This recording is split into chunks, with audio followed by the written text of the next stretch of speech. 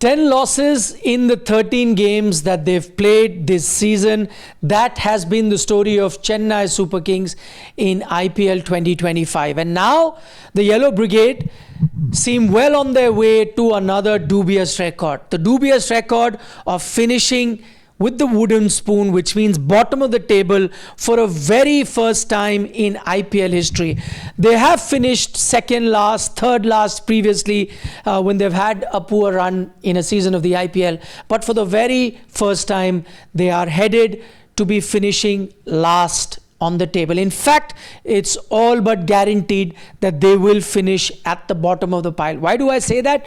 That's because at the moment they are 2 points behind Rajasthan Royals, have one game to go. At best they can tie Rajasthan Royals for the number of points. That will be equal, but the net run rate difference between Rajasthan and Chennai is so big that no matter how much well Chennai Super Kings play, they cannot go past that net run rate of Rajasthan Royals. So 99% you could say as of now, Chennai Super Kings finishing last on the IPL points table for the very first time in IPL history. And this, remember, is the joint most successful team in IPL history. It's a position that they don't really find themselves in.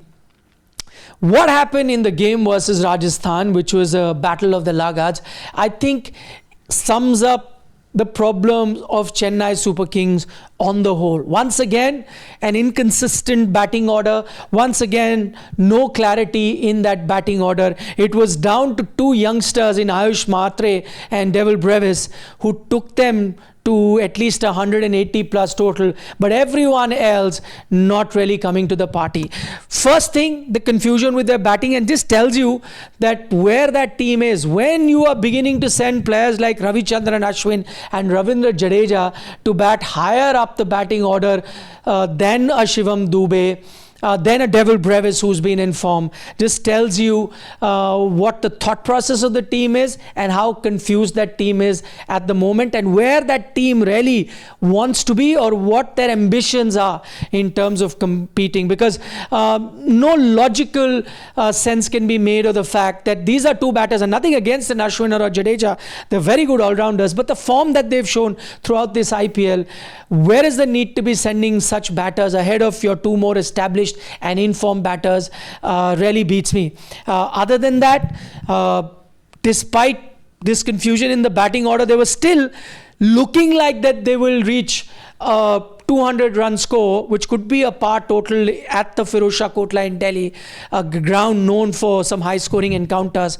But there again they faltered, and that highlights another problem that they've had this season, and that's their finishing. Shivam Dube not helping his cause, getting a few runs, but that 120 strike rate coming down the order really just doesn't adds up. If he was batting higher up the batting position, it could have been very different. And then MS Dhoni batting for 17 deliveries, getting 16 runs, a strike rate of 94 for a finisher is just not good. So what that does is makes you finish 20-25 runs below par. In fact, at one stage 210 was looking like a total that Chennai would have got for most part of the innings because of how Brevis was batting and how Mhatre had batted at the start, and yet you fell close to 30 runs short of the target you should have reached, down to the batting to an extent by Shivam Dube, but primarily how an MS Dhoni was batting. And I think these are issues that you'll have to deal with going forward. The question mark, of course, as I mentioned, over MS Dhoni, but as things stand right now, he gave a hint at the toss in this game that the team is looking forward to the next season.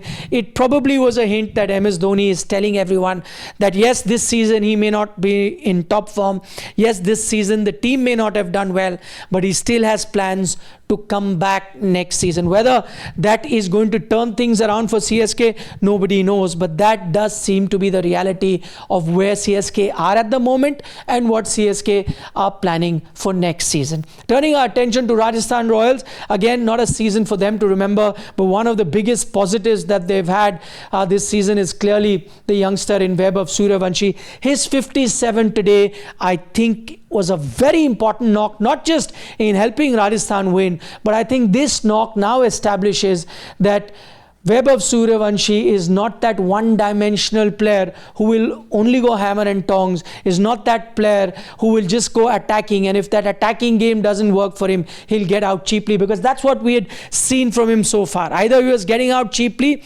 trying to play an aggressive shot, one too many, or he was getting you 100 like he did in 35 deliveries. So those are the extremes that we were seeing Vaibhav operate in.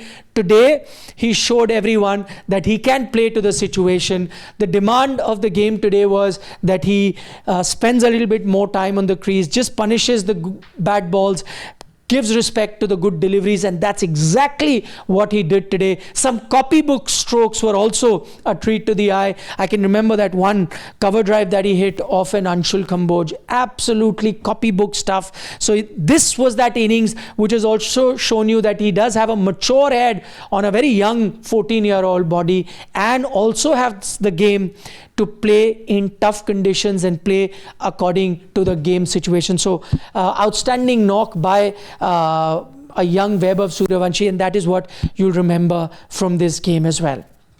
Do share this video with your other cricket loving friends, and as always, don't forget to subscribe to Sports Today. Thanks so much for watching.